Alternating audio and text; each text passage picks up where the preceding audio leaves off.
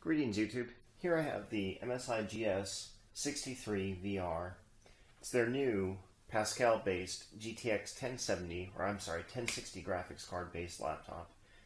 Weighs 4.46 pounds, so 4 pounds, 4.6 ounces. It's 2.2 ounces lighter than 2011-2012 MacBook Pro 13, and thinner by a hair.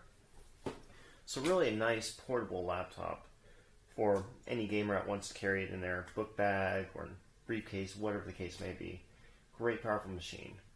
It features a quad-core Skylake 6700 HQ processor with 16 gigs of DDR4 memory and dual channel. Right now, we're running a Unigen Valley benchmark tool, and right now I'm just letting it sit here. Right now, and also the GPU core, it's boosted to 1911 megahertz as we speak, and current temperature is about 70 degrees Celsius. In a normal air-conditioned room, highest I typically see it is hover up to 75 degrees. So right now the fans are ramping up to just about full speed. I'd say about 80% now, so I'll let you give it a listen. It's overall not that loud for a gaming laptop. I'm actually quite impressed with it. Overall use for it is quite nice. It's not too hot to use as a laptop by itself, to surf the web and general use. But when you hook up the AC adapter and decide to game with it, it does generate quite a bit of heat, but not as bad as my old Asus G50 of many years ago. So it's definitely a nice upgrade in that sense.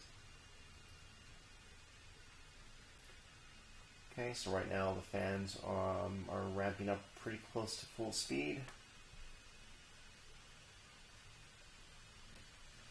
So it is getting a little noisy.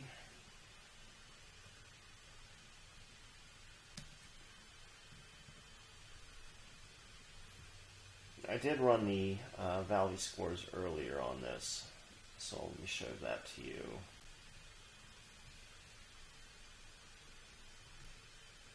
A few minutes ago, the Valley score scored 59.2 frames per second in Extreme HD.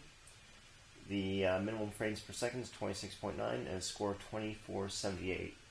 So this is a little bit, just a hair bit faster than a GTX 970 graphics card that's overclocked like an MSI one, with a 4.5 gigahertz Haswell-based i7 4700K. So this is a little bit faster. My desktop in that sense. However, it is a laptop, so there are some downfalls to it. For example, in order to play it at a sustained rate like this, you will have to keep it cool. As for performance, here we have the solid-state drive performance. Read was 540 megs for sequential, 157 for write. And then 4K sector is a little bit slower, actually a lot slower at 128 and 78 megs, right? So definitely not the fastest hard drive. You would see a huge benefit if you decide to upgrade to NVMe. However, MSI did put warranty stickers underneath the laptop to prevent you from doing so without voiding the warranty. So even though it should be a user upgradable part, MSI kind of ruined all the fun for everyone. Now here we have hard drive performance. Really for a 5400 RPM notebook drive, meh, it's not bad. Writes are 104 megs, read 92.95, but it's just painfully slow compared to solid state drives. I myself, I'm used to running 840 EVOs in my two gaming rigs, my desktops, and just having to switch back from solid state drives to mechanical drives is quite painful, especially a laptop one at that. Color accuracy, I did run CalMan to do a quick color check. I didn't calibrate it or anything. I just wanted to see how the stock configuration would perform. So right now the light luminance is 244.2 candelas. So not the brightest, but still 144 is not bad. It's definitely more than bright enough for home use and even gaming use. So it's not bad. Color accuracy is a little disappointing. I know MSI has been bragging about great color accuracy. The delta E here is 5.72, whereas one level of delta E is the minimal amount a human can tell for color accuracy. So let's say you have 2 shades of green. The minimal amount you can tell from one shade of green to the next would be a delta E average of 1. This one scores 5.72, so I would not say it's an accurate panel. There are worse, but there are considerably better ones. The max is really disappointing too. The worst color that scored a 27, which is completely off. This is before calibration, so it may very well benefit from calibration, but from the factory, this is not a calibrated panel. As for the color accuracy or the viewing angles, great viewing angles. It's an IPS panel. I do not suffer from any blacklight bleed, which is a huge blessing. It seems like every laptop I've owned prior to this had blacklight bleed in one extent or another, so that was a nice plus MSI on that one. Overall opinions. Overall, I really like the laptop. I cannot stand the spacebar. Spacebar is actually not bad. There is a indented lip here, so the keyboard is basically recessed in the case, and when you hit the spacebar is literally up against this lip, so your thumb can actually hit that lip, and it gets quite annoying.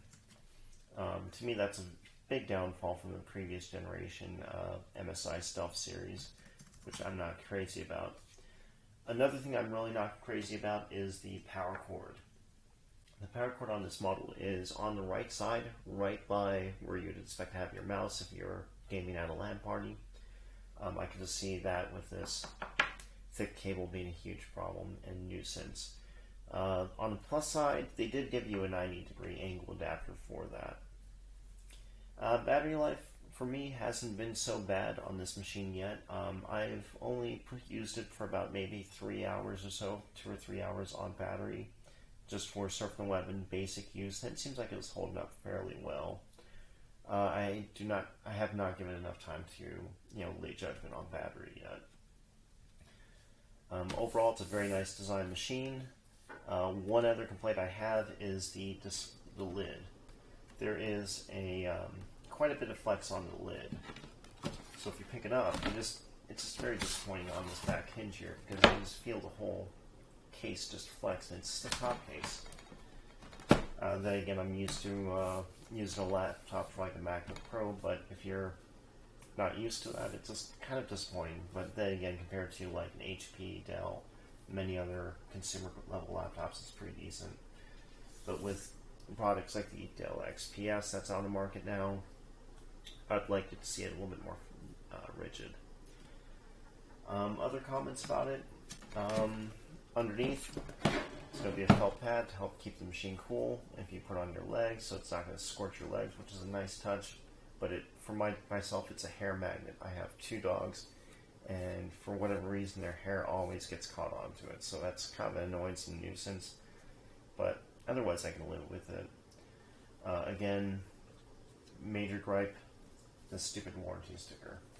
That does not need to be there for an enthusiast product geared towards the enthusiast market, who they know are going to be the type that will modify machines and take them apart and upgrade parts.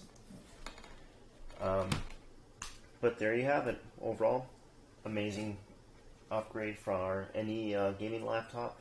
Even if you have like a Haswell-based gaming laptop, it's a great upgrade because you have that new Pascal-based architecture.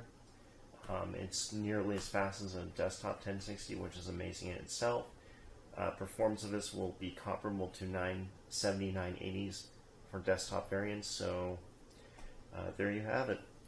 Like it if you like it. If you dislike it, I don't give a fuck. This is just my opinions. The reviewers I've seen so far have not addressed important things, in my opinion, like the warranty stickers, hard drive performance, SSD performance, and just little annoyances like the spacebar. So thank you.